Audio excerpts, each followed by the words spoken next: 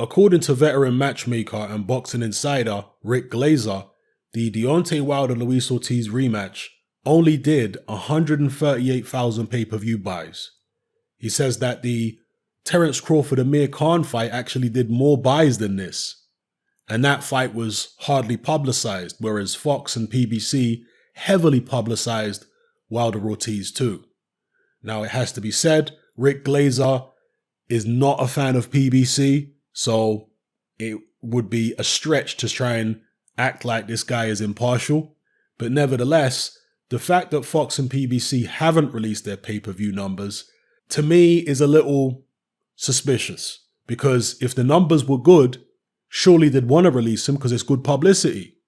The fact they haven't leads me to believe that this figure of 138,000 might actually be accurate. And as such, it potentially presents problems for Deontay Wilder and his team going into the Tyson Fury fight. Because Fury and his team could look at this and say, well, if you're only doing 138,000, then we want 50-50 at least in the rematch, if not more.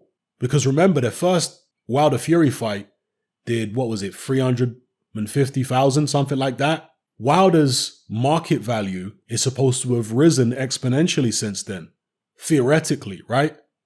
So for him to do less pay-per-view buys than Wilder Fury 1, that's not good, people. And that puts Tyson Fury in a stronger position. Look, Fury hasn't been doing great viewing figures or attendance figures for his fights in America either. Let's not get it twisted.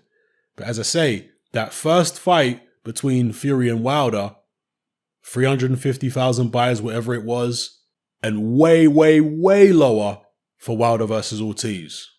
And if you just do the maths, 75 times 138,000, you get just over $10 million. Now, if the fight purses for Wilder and Ortiz were remotely close to what was being reported in the press, because they said that Wilder's baseline purse was something like, 2 or 3 million, but then he was going to get pay-per-view on top.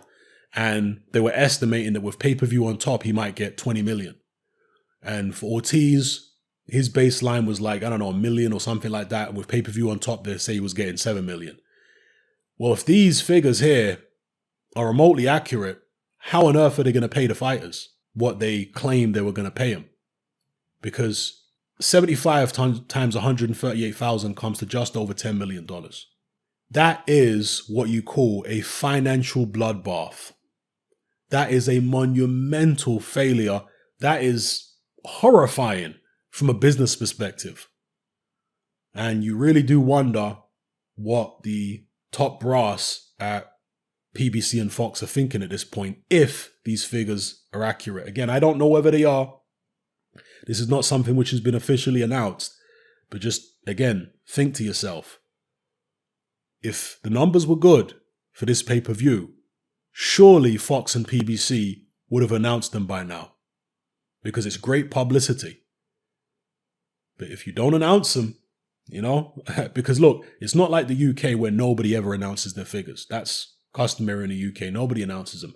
In America, the figures are usually announced. That's the norm. The fact that they haven't been, very strange. So let me know what you guys think in the comment section below. Does this complicate the Wilder-Fury rematch? Will Fury now demand more, believing that he actually brings more value to the table and will be driving more pay-per-view purchases than Deontay Wilder? Let me know what you guys think. It's Hamming them out.